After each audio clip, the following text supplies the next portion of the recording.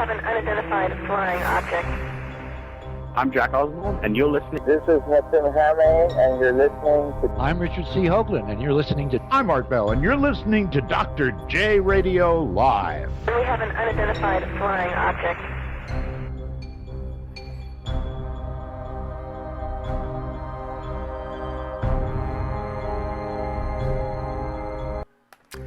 Greetings and welcome back to another great episode of Dr. J Radio Live. Of course, I'm your host, Dr. J, broadcasting from the city of Sheeple. That's right, city of Sheeple, which is also known as sunny Southern California, specifically Los Angeles. Well, I wouldn't quite say they're all angels here, but you get the point.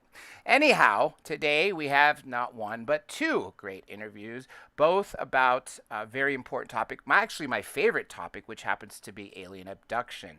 Who better to ask what the ETs look like, what they smell like, what they talk like, what they sound like, what they move like, than to speak with the people who regularly interact with them, specifically contactees and abductees. So hence, that's why that's my favorite topic. Now, the first guest you've heard multiple times from Linda Moulton Howe, his own show, his two books, lots of other shows, of course, including Coast to Coast, and even with me. And that happens to be the one and only Dr. Terry Lovelace. And I added that doctor title so I don't feel so low. Terry, welcome back. Doctor, how are you? I'm doing great. Back. It's always a pleasure to speak with you. Now, you recently released a book. Let's talk about that for a quick moment. Sure. Yeah, real quick. I put out Incident at Devil's Den in March of 2018, and I left a lot of things hanging. I'll go into a couple of them, but I wanted to write a book and pick up on the loose ends, and then I had, I put an email address in the back of Incident at Devil's Den, and I said, look, I'm not a doctor or therapist or anything. I'm just a guy who had this happen to him. So if you've had something weird happen to you and you want to talk about it, I'd love to talk to you. Send me an email.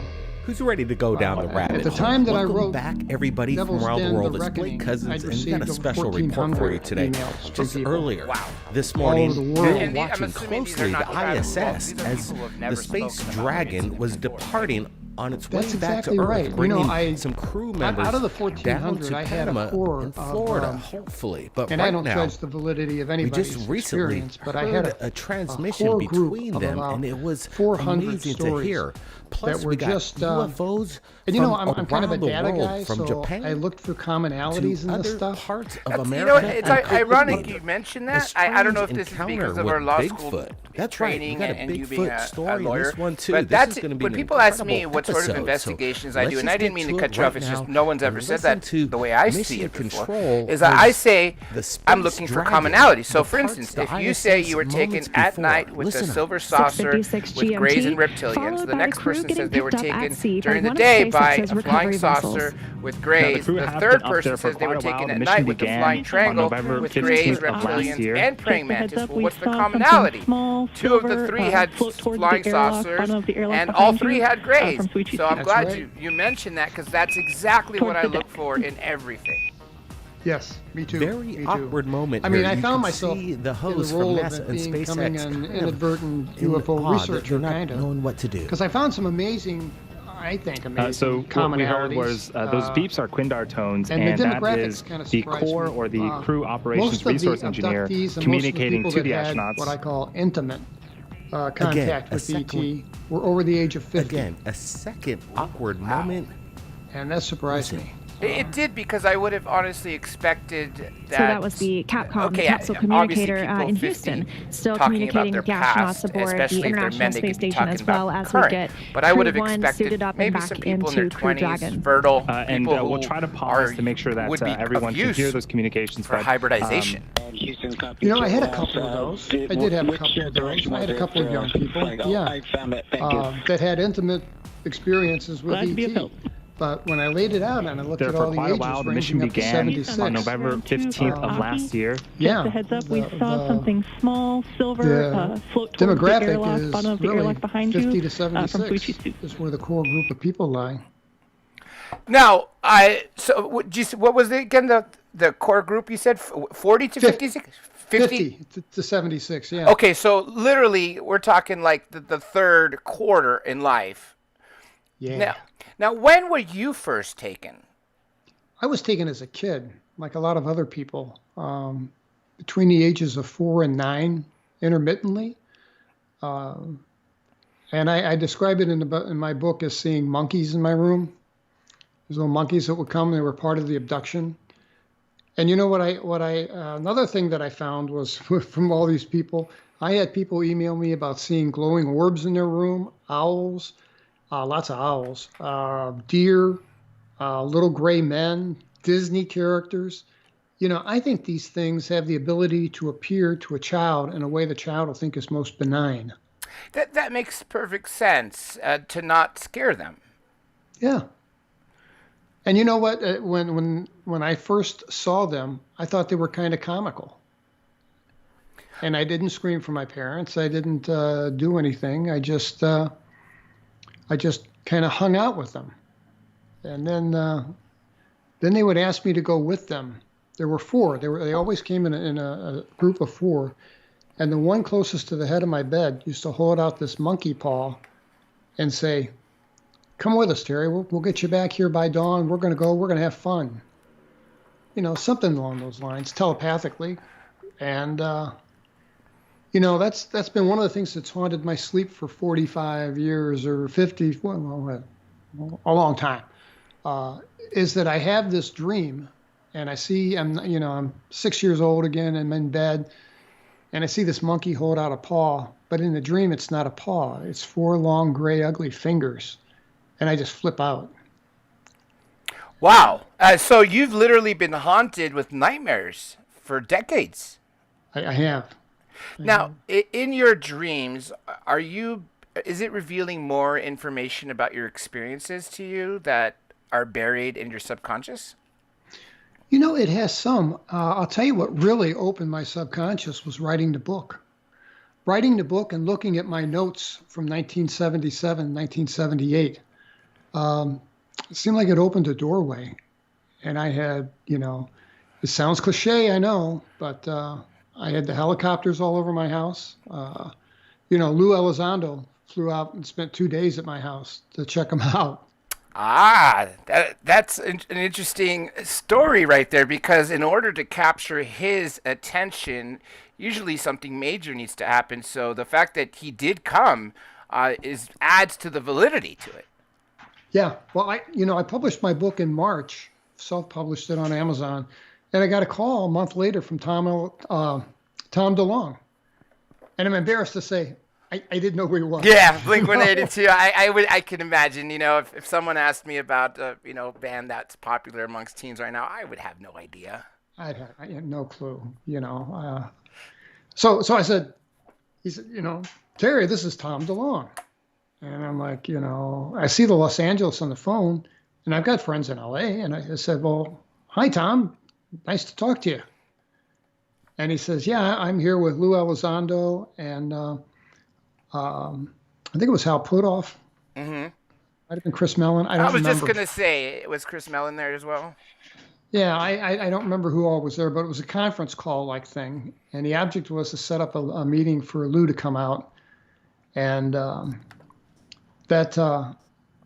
while I'm talking to these guys on the phone, I'm like working like crazy trying to Google them, and I'm finding TTSA on the internet and going, wow, because I'd never heard of any of these guys or any of this stuff.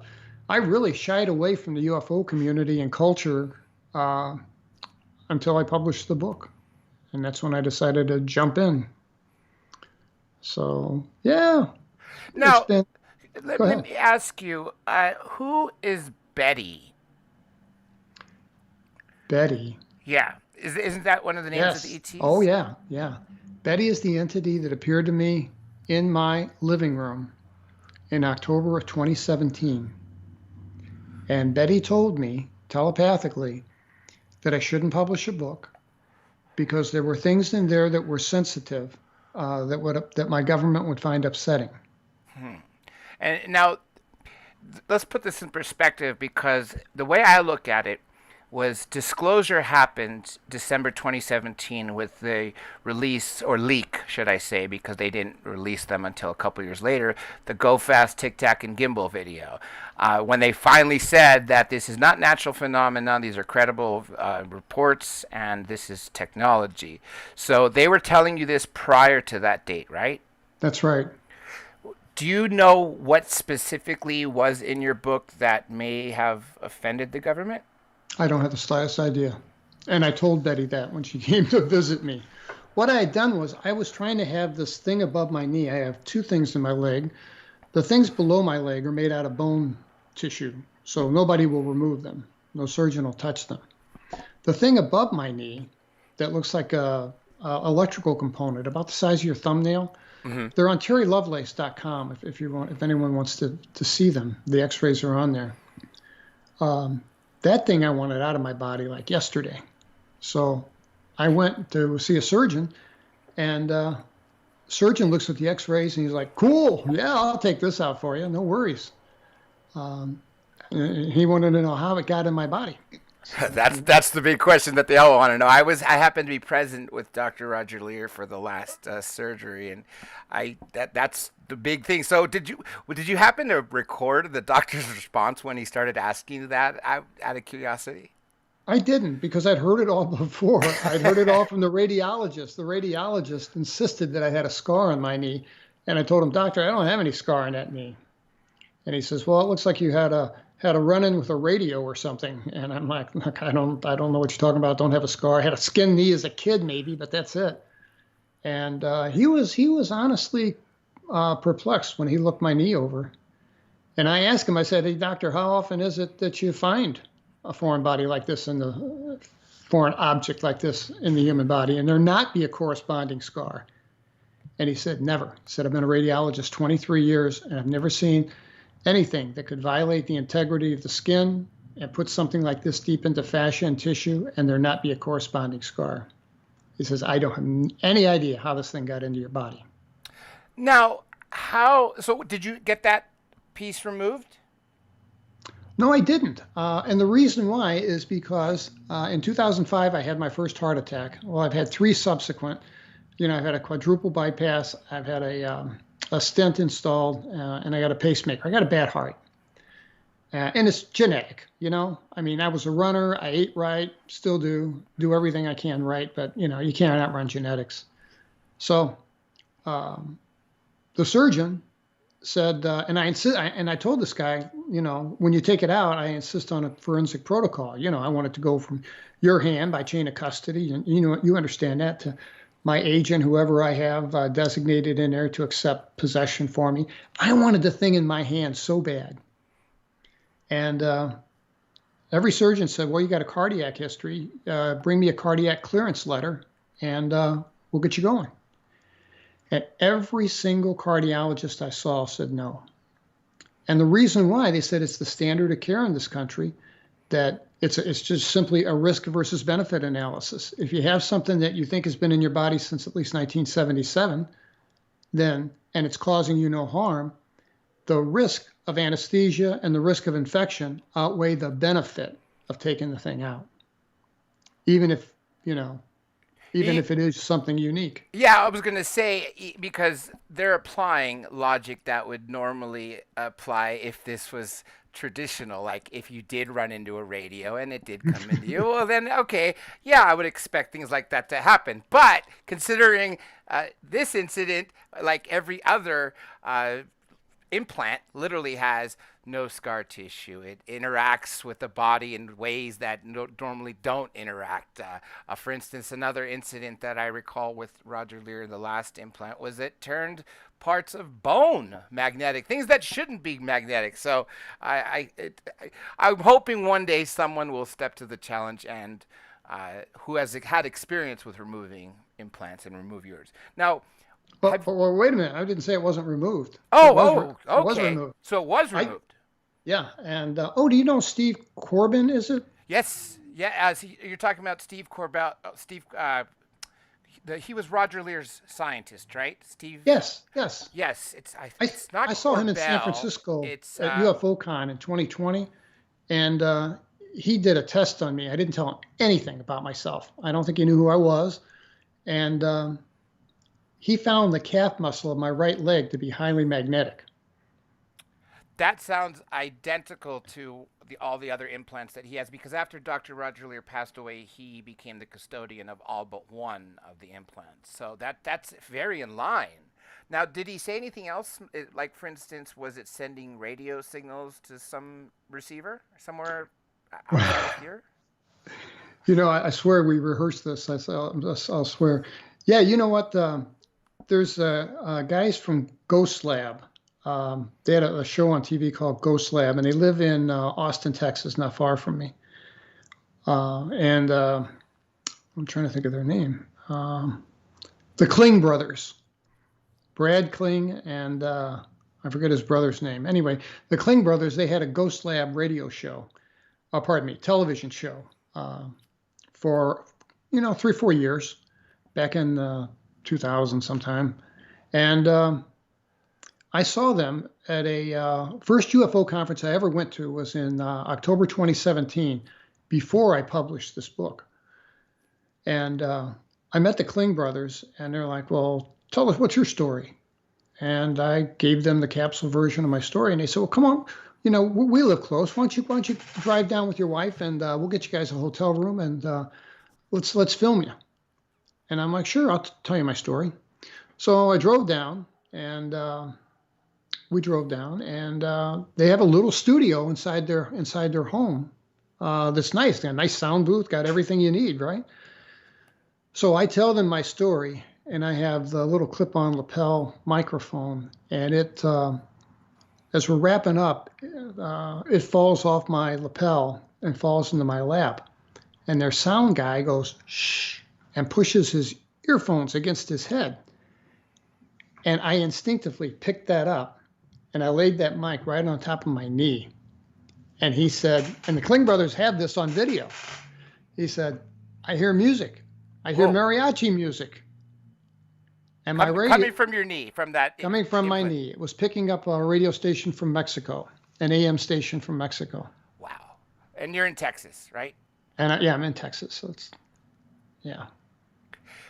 The reason I asked about that is because after L.A. Marzulli and Richard Shaw did the Watcher series, when they tested the final implant prior to Roger Leir's passing, they found that it was sending radio signals consistent with deep space. Somebody or something far out in a different solar system, I don't know if it was even in this galaxy or not, but was receiving the signals. And if anybody wanted to question whether or not this technology is just CIA or some other alphabet soup agency or something of ours, well, then why is it sending signals to deep space? And of course, that's one of the greater parts of the mystery.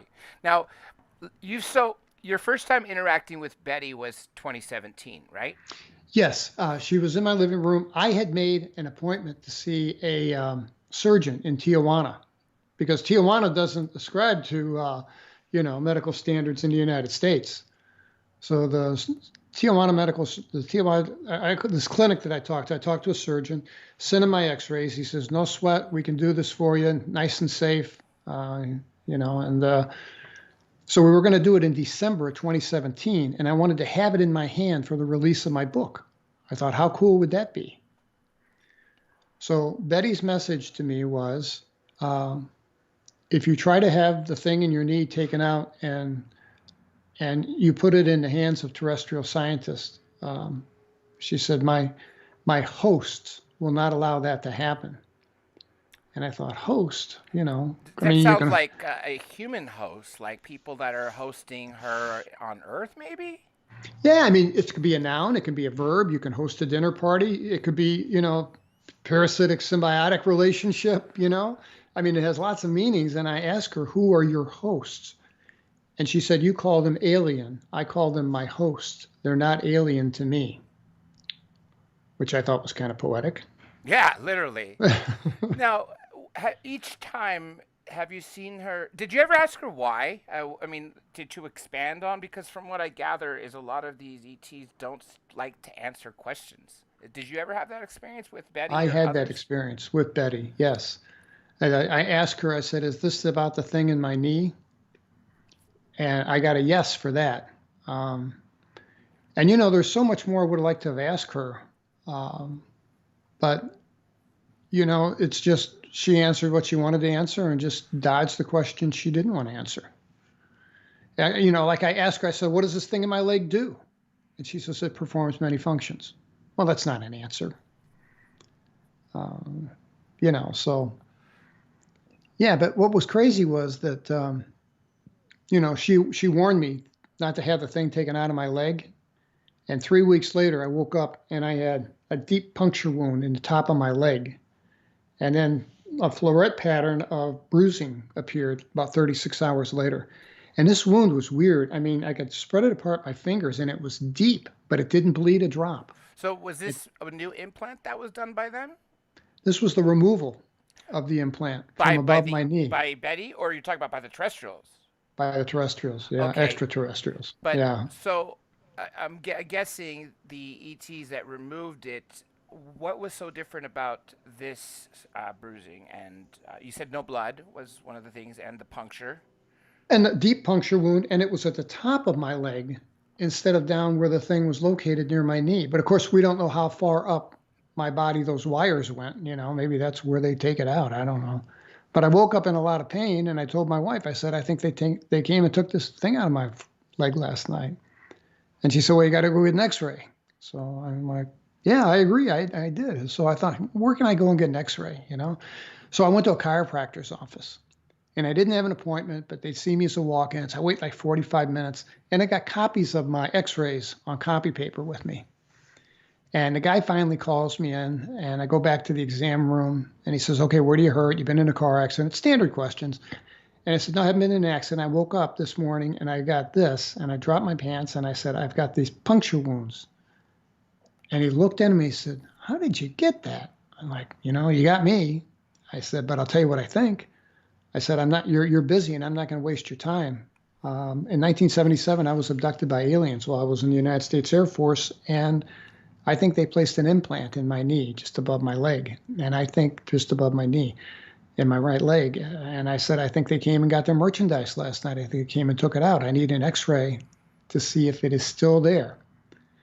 And before I can pull out my copies of the x-rays, he's got me by the arm, by my elbow, and he's like, all right then. And he's walking me to the front door. He thinks I'm crazy. But you know what? I knew these guys look at 100 x-rays a week. I knew it. And I took those pieces of copy paper out and I held them up in front of his face. And about 3 foot from the door, he stopped. And he said, oh, okay. And he took them from me. He says, come on back to my office. And we went back. And this guy was either an experiencer himself or he'd run into this before, because he knew what he was looking at. No doubt in my mind. That's pretty rare, especially to have a human scientist that would not ridicule and actually have experience in this. Well, dig this. He said, all right. He says, I don't have x-ray equipment here, but we use a freestanding clinic that's a mile down the road. He said, I'll write you a script for an x-ray. And he said, and I'll pay for it. But promise me this, that you won't use my name or the name of my clinic in your book. And I honored that, of course. And I went and got an x-ray, and sure enough, the thing above my knee that looked like a computer chip, the size of your fingernail, was gone. And I dropped the x-rays off at his office. You were going to ask a question? Well, I was just going to say one in the chat came, and I guess you were kind of answering it already, which this is from Sasquatch Agency, wants to know if you still have the implant. Yeah, here's what happened. E.T. had taken the implant out. I dropped the x-rays off back at the chiropractor's office. He called me that evening at dinner and says, did you see your x-rays? I said, yeah, I looked at them on the way home. I held them up to the sun in the car window. And I said, it's gone. And he says, yeah, but did you see they left you something? And I said, no. And he says, well, swing by the clinic tomorrow. I'll show you. And he says, right in the middle of your femur, there are 2 tiny parallel wires. He said about 1 centimeter in length. And On the X-ray film, they're very visible. They're plainly visible. They don't copy well though. They pixelate too bad that it looks just like a white blur. I tried to put them in the back of my book or on the internet, but they don't turn out real well. But they're definitely there. And I said, Doc, if these things are so advanced, why would they be so inept as to leave a couple wires in my body? And I love this. He said, you don't get it. He says, they don't do anything by accident. He said, they gave you an upgrade. That's a 2017 model of the 1977 model they retrieved from your knee. Yeah, you just literally are speaking exactly what I was just going to ask you, which is, do you think that it's possibly just a newer model of the implant, which basically is what your doctor just told you? Yeah. And now, it's still there. Those two wires are still there. The things below my knee that look like a little floret pattern, those are still there. When I first heard about alien implants in the late 80s or so, I assumed they were just for tracking. But obviously, as our technology, which I assume came from ET technology, based on what Colonel Philip Corso said, I'm talking about things like smartphones and everything else. Point being is that I started to think, well, I don't think they're just for tracking, especially when some people say they're removed and the ETs can still find them. So what was your mind process over the last 4.5 decades of what you thought they were, what you thought it was initially, to what you possibly think the reason for the implants is today? That's a great question, because I'll tell you, it really wasn't on my radar even. I mean, I knew that I had experiences as a kid. I knew that I had an abduction in 1977. I knew I had 2 hours of missing time in 1987. But, I never talked about it. My wife and I never discussed it. We never told our children that are, adults now, 41 and 36. We just never talked about it. And every time we talked about it, I got nightmares from it. And so we just didn't talk about it. I didn't watch space movies on TV. I mean, I waited till like 2005 something before I saw Independence Day, It's kind of like with Jim Sparks. He didn't want to watch it either to not taint his real experiences. You did it for a different reason because it reminded you of the fear, right? Yeah, and I still don't watch this stuff. I still watch minimal amount of stuff, if at all. But where was my point I was going with here? Oh, the 2012, when they X-rayed my leg, the implants weren't the cause of. I had knee pain, so I went to the ER. And I get all my medical care from the VA. So I went to the VA, and the pain in my leg had nothing at all to do with either one of these implants. Nothing at all. I had what was called a Baker's cyst, which is a benign cyst that manifests under your kneecap, and it hurts for a couple of weeks, then it always resolves. It's never cancerous or anything. So that was the cause of my pain. The implants weren't involved. But seeing them on film confirmed for me that these things had put their hands on me, and that was hard for me to process, and that's what led me to just dive into it and write about it and speak about it, and that's been very liberating for me. Now, at what point did you start to talk about this for the first time publicly? The first time publicly I spoke about it was that conference that I went to in 2017 in Houston, while Hurricane Alien Con, right? I think that's where I saw you. I didn't see you in person. I saw you on video on that. No, this was called Paradigm Shift or something. It was kind of multidisciplined, a little bit of everything. And I met Travis Walton there. And, people were standing there in line to talk to him. I walked up and I shook his hand. I said, I heard about your experience. I was abducted by aliens in 1977. And he kind of like, you could see him kind of like, Here it comes Stu, yeah. We start talking, and, just like when I ran into Calvin Parker or any of these other guys, I mean, when you're genuine, and it'll come across in a conversation. And in 10 minutes, man, we were like old pals. And he invited me to be on the stage with Daryl Sims. It was the three of us. Daryl Sims, myself, and Travis, and we did a panel in front of this audience, and it was just cool. I enjoyed it. Did Daryl Sims get involved in your implants? Because I know since Dr. Roger Lear died, he's sort of become the authority of implant investigation, even though he's not a scientist. But yeah, I did call Daryl in 2013, and yeah, I went down to Houston and we met and we talked and. He was going to do a couple of things, but nothing ever seemed to manifest. So, we just kind of parted friends and went our separate ways. Now, how many more times have you seen Betty? And the reason I keep bringing her up is I've started to really consider if we're actually dealing with extraterrestrials, or do you think it's possible that we're dealing with time travelers? And I first started really paying attention to this theory after Peniston's binary code was translated.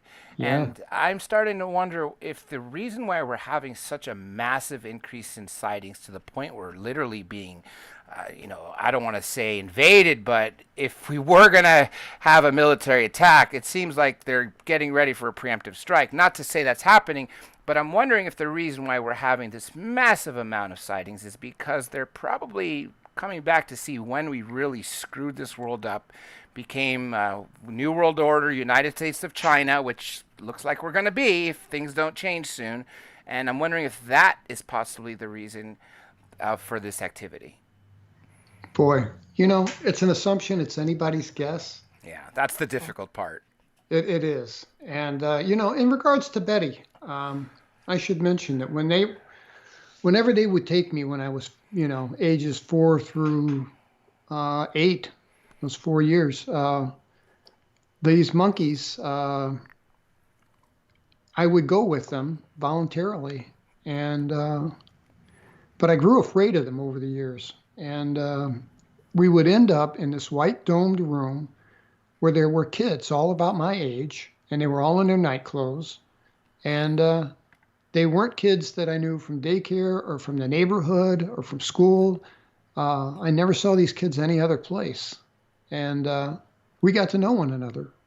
We played and spoke telepathically, and there was this woman there. I call her a woman.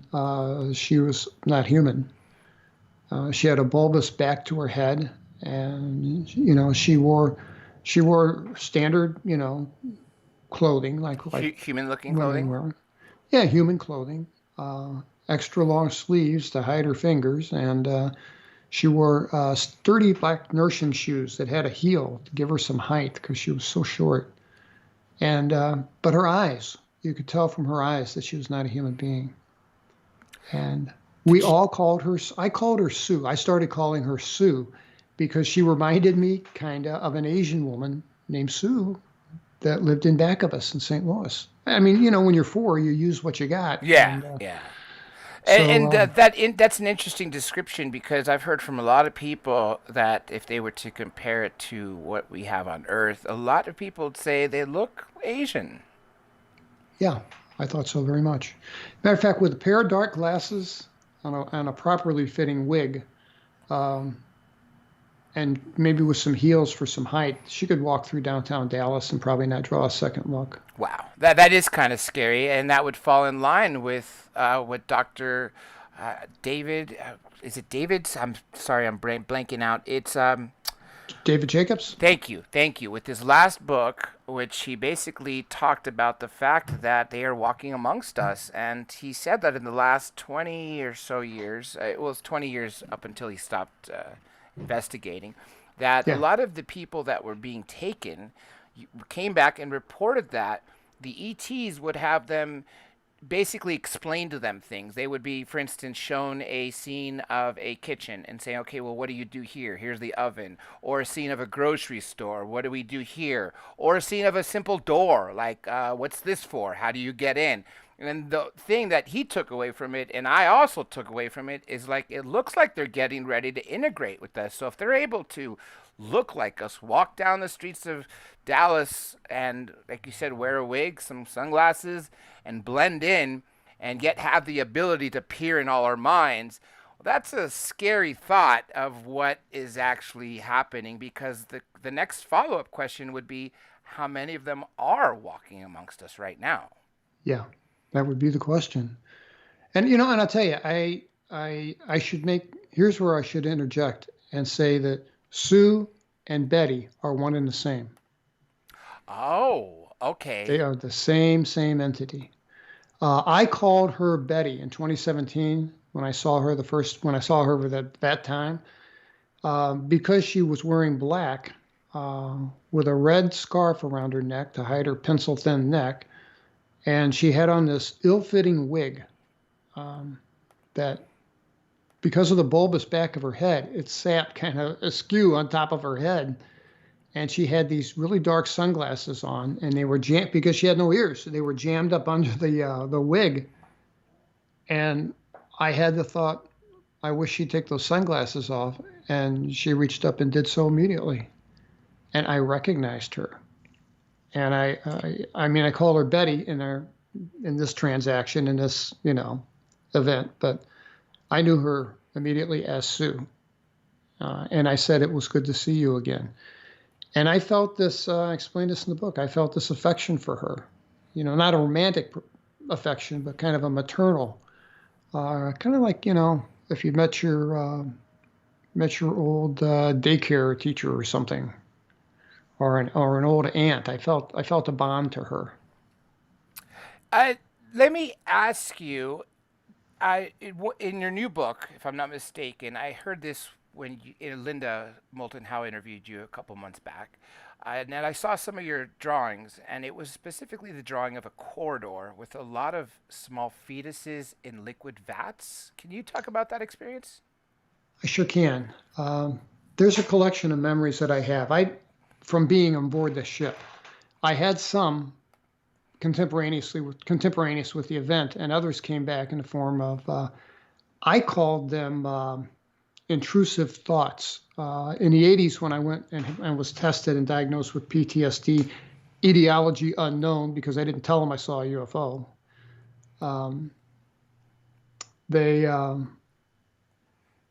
where was I going here? I lost my train of thought. We're talking about experiences, don't worry, it happens to me all the time, on the ships, and you were about to get to about the corridor where it had all these fetuses. Yes. When I went to sleep in the tent. Toby and I went to bed, turned in, and I woke up. I opened my eyes, and I'm standing, and I can't move a muscle. Just like Calvin Parker, all I could do was roll my eyes around and look at things. And I'm holding my clothing and my boots between my arms.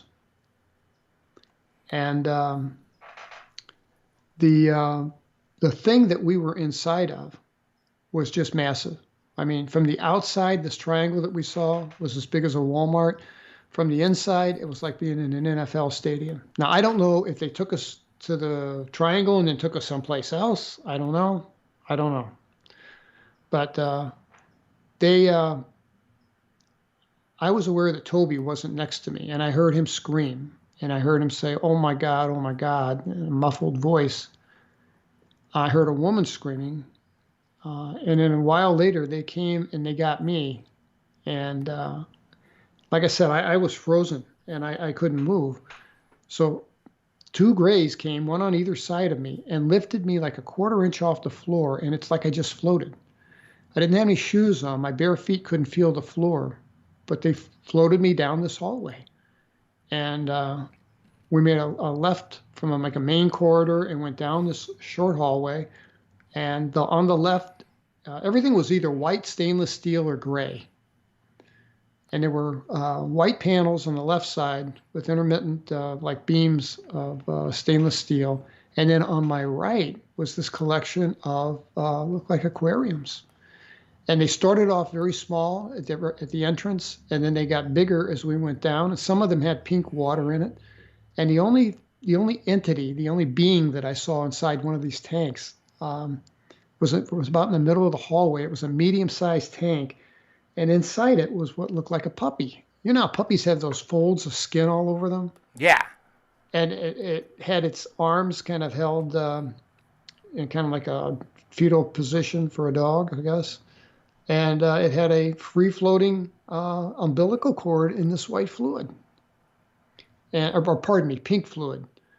And as they're rolling me down the hall, I got my eyes strained to the right, looking at this thing, and it opened an eye, and of course I couldn't respond, other than let out a moan, but it scared the heck out of me.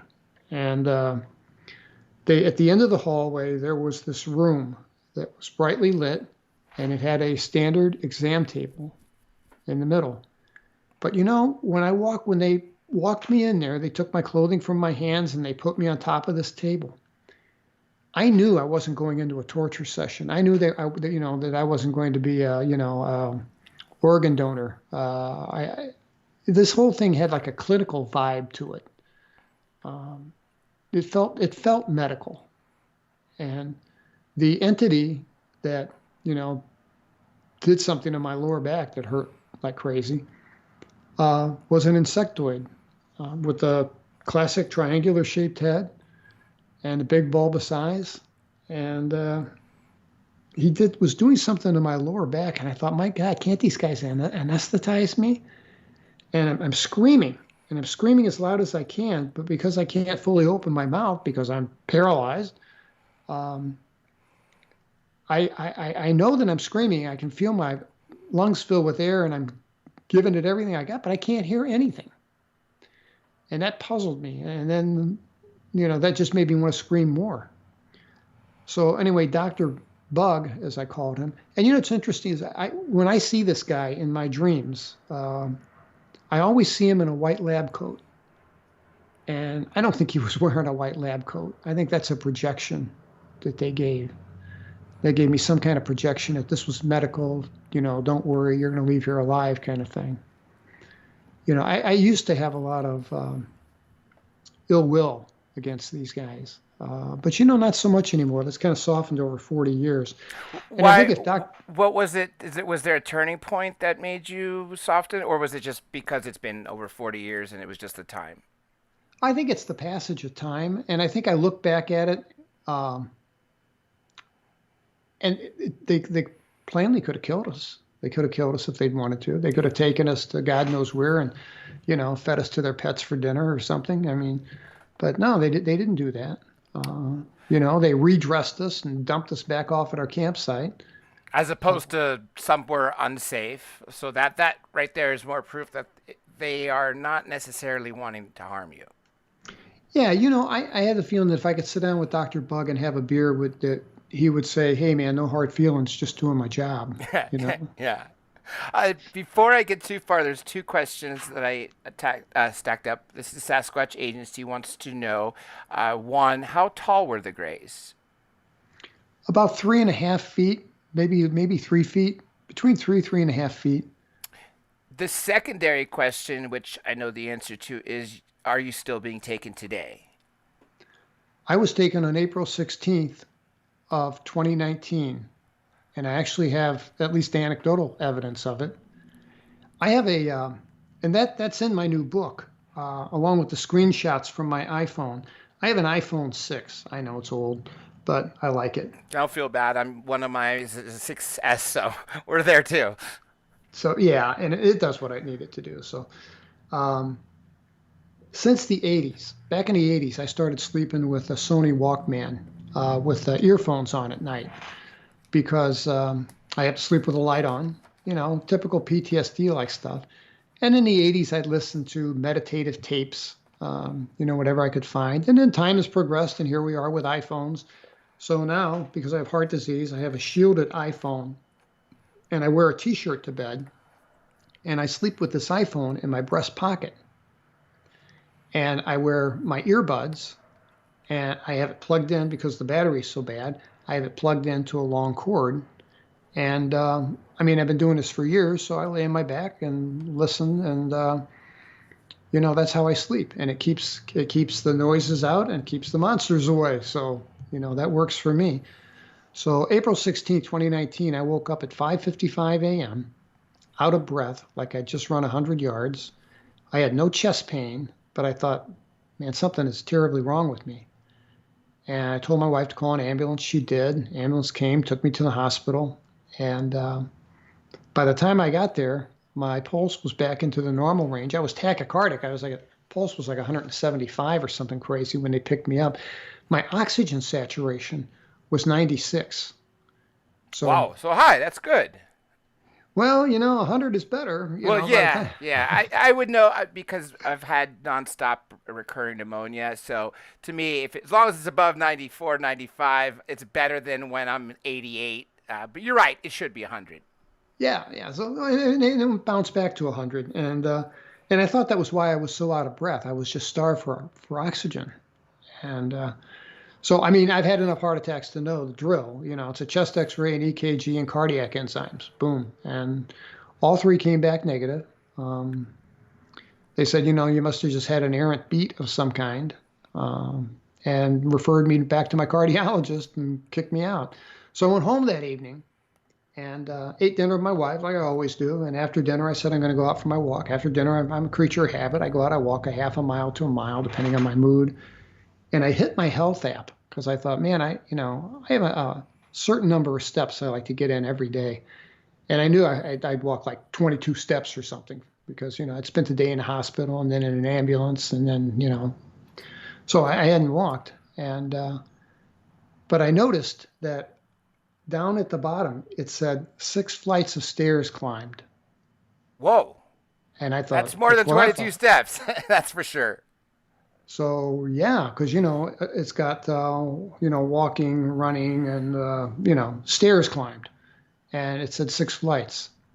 And, I mean, I live in a Texas ranch house, 1 story. The only stair is a 4-inch threshold at the front door. That's it. So it sounds like you were taken onto something, like sure a was. ramp, a large ramp, and so 6 stories, yeah. There's another question here for you. Why do you think the Greys are taking us, and if so, is it to research the human body? I wish I knew the answer to that. I mean, I can make assumptions all day long, but I'll tell you, they've never given me a clue. It's a question I ask. And see, that's one of the great things I love speaking about with you. It's because of your legal mind and the analytical mind that most people don't possess until, LSAT and then law school era, when you start to form that. You want to get to the answer, and so I could relate to the kind of reasoning that's going through your head as you're asking these questions, because you obviously want an answer. So do I. It's the whole reason I'm doing this, is to get to the answers. Absolutely. And I wish I could give you one, but I really don't know. You know what I think, honestly? I honestly think that these things, that at least the ones I'm dealing with, are 500 rungs up the evolutionary ladder from me. I mean, I think that their intellect is just, over the charts. That's what I heard too from Whitley Strieber, but even with that high intellect, they still make mistakes here and there. For instance, putting on clothes backwards, or maybe the wrong person's clothes if it's a mass abduction. But again, like you said, they're light years ahead of us as far as our brains think, and the speed of their thought and ability to calculate, I would imagine is incomprehensible when compared to ours. I made eye contact. There was this, when I was inside the ship, there were these little gray guys all over the place. And I have a theory about them. I mean, and I'm sure there's more than one variety of gray, but the ones I came in contact with, at least, I think are manufactured. I don't think they're living and sentient in the way that you and I are. Now you opened up another door, which was great. That I'm glad, because I wanted to ask you about that. I just had David Adair on this past Sunday, and we were talking about AI and its threat to humanity. And it wasn't until really we started using the term artificial intelligence that we stopped calling the Greys glorified robots and more calling them AI. And if we continue on the path we have Sophia, the AI, looks human. Well, it's just a matter of time before Sophia advances to the level where it's cloned, and she will have BO and be able to grow hair and everything else. And I would think that that's sort of what the Greys that you're dealing with have essentially become over the thousands or whatever years they have ahead of us. I think so too. That reminds me of Dale Sims had a story he told me about a woman. that had an abduction very similar to mine. And when she was on the ship, they showed her a hologram of a human body kind of floating in midair and asked her to please point out where the human soul resides. And she's like, well, I don't know. I can't do that. I mean, it's all over. It's in us. And they were displeased with that answer. I mean, they didn't smack her or anything, but they were displeased with that answer. They wanted to find out. I think they thought she was playing hide the ball or something. But yeah. Well, were they kind of hoping just to be able to point at it or bring it out into the palm of the hand or something? I guess. I mean, it's like asking, where does the seat of consciousness reside? I mean, neurologists have mapped the human brain. They can't find one. They don't know. It's true. That's very true. Another question in here is, let me go back to it. Let me make sure I read it properly. Do you know if they take other animals other than humans, aside from cattle? I do know that. I've read all of Linda Moulton Howe's material in regard to cattle mutilations. And there have been documented of all kinds of animals, horses, and not just farm animals, but domestic pets as well. One of the things that scares me the most is the human mutilations that I've seen pictures of, which look very strikingly similar to the sort of surgeries or the incisions made on cattle. For instance, like half the human's face or half the mouth would be fine, the other half would be surgically cut down where teeth would be removed, part of the gum would be removed. It would literally look like it's used the same technology or laser cutting tool of some sort to cut that person's organs out, testicles, you name it, same way as I've seen with cattle. Yes. Yeah, the body of work that Linda Moulton Howe has amassed over the years is just, it's amazing. And it's, she uses news articles and interviews with sheriffs and veterinarians and cattlemen and, all kinds of people that to document her story. So it's not just her opinion. It's, it's presented like, well, she was a journalist major at Stanford, and she's certainly a good journalist. She's the only person that ever interviewed me that wanted to see my DD-214 to document that I was at Whiteman Air Force Base, that wanted to see my my law school transcripts. Oh, no way. Oh, yeah. My undergraduate transcripts. She wanted to see my appointments, letters as Assistant Attorney General for both Samoa and for the state of Vermont. And I provided her with everything. And then she was like, nah, we can talk. Yeah, she's pretty good about that. Man, she got all my respect. Yeah, she's definitely, I'd say, is one of the biggest influences on just my research in general and for doing this. And I have to say, some of my favorite interviews have been with her. And it's kind of hard to choose the best ones because everybody's offered something great, like interviewing yourself.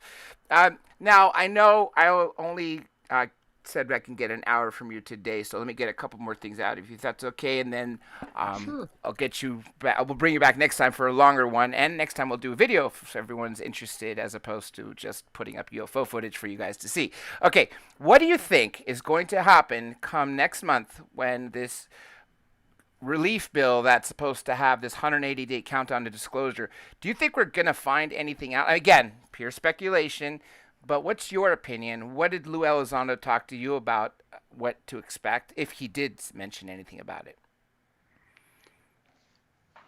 I'll tell you what I think. And there was, there's a December 8th newspaper article that I got out of the Jerusalem Post, and it hit the U.S. media a day or two later. It's by a guy named Haim Eshed. And the Israeli Space Agency. Yeah, the space guy.